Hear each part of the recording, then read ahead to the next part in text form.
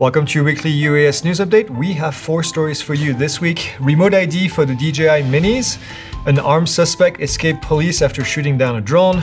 We have a man that faces felony charges after flying over an NFL game. And then lastly, the Super Bowl. Let's talk about that and, well, the drones at the Super Bowl or lack thereof. Let's get to it.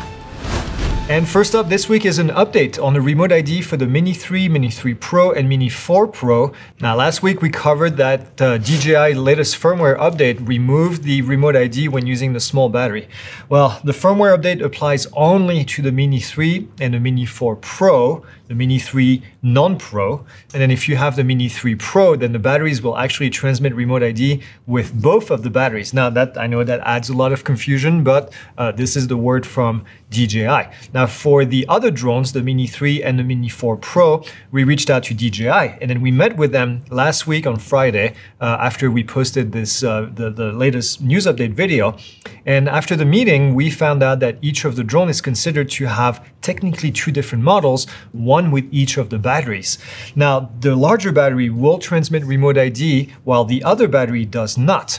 Now, only the drone and the larger battery are approved with the FAA with a DOC, a Declaration of Compliance, on the website. Now, we'll be publishing a full video on this very soon because, well, there's just a lot of confusion about this. And we wanted to put it all in one place because we wanted to make sure that, well, we didn't have to answer any more questions about this and make sure that everybody's on the same page.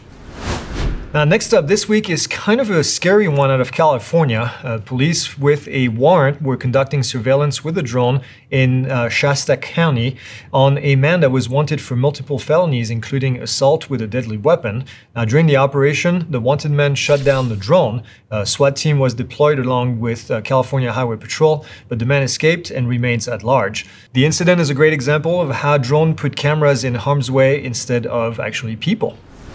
And third up this week is likely one that you've seen. A man is facing felony charges after illegally operating a drone at an NFL game in Maryland.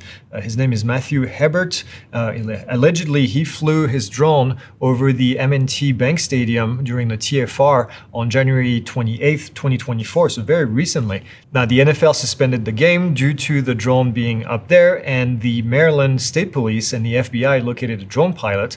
Now, the pilot advised the police that he relied exclusively on DJI built-in geofencing to tell him that he could or could not fly in a certain area, and there was no DJI restriction in place, so he assumed that he was good to fly. Now, the drone was not registered, and Hebert does not have a remote pilot certificate. Now, if convicted, the maximum sentence is 3 years in federal prison for operating as an airman without having an airman certificate and also operating an unregistered drone. Now, that's the maximum. Another charge is also willfully violating a U.S. national defense airspace. That would add another possible year to the charge. I find that actually interesting. I went to look at what airspace the stadium is in. It's really close to Washington, D.C., but it's not in the FRZ, what people call the freeze, which is an area with restricted access for drones and other manned aircraft unless you have clearances. It's not in there. It's right at the edge of it. It's actually inside of 400-foot class Delta airspace that is LANS approved. Now, he was charged with violating the U.S. national defense airspace. So my only guess is that he flew possibly, and this is me making this up, he possibly flew from inside of the FRZ and then over to the stadium, which would be about 3 miles from what I measured on the map, which I hope is not the case because he would be in even more trouble. But I'm actually surprised that he was charged with the national defense airspace violation because he violated the TFR, but I don't think that qualifies as a national defense airspace. Maybe I'm wrong, but maybe you have more information, leave them down in the comments. Now, on the same topic, the Super Bowl is this weekend. If you're in Las Vegas, there is a 30 nautical mile TFR, temporary flight restriction, around the game. Now, the FBI will be visiting pilots who bust the TFR. They do it every single year.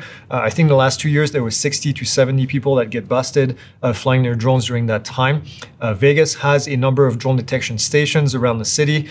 Don't think that you can get away with it. You will definitely get caught if you go out there and fly. Also, remember, this is a closed stadium, so even flying your drone, you're not going to be able to see much of anything inside because the stadium has a roof on top of it. So stay away, Please don't be that guy. I don't want to be talking about people that fly in the Super Bowl TFR. And that's it. That's all we have. I'll see you on Monday for the live event. Otherwise, I'll see you next Friday for the next news update. Bienvenue pour un nouvel épisode de la nouveauté des drones. Et cette semaine, on va parler des drones DJI. Wait. Did you break Greg?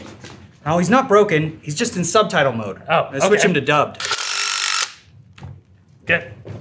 Action. For the Mini and an armed suspect.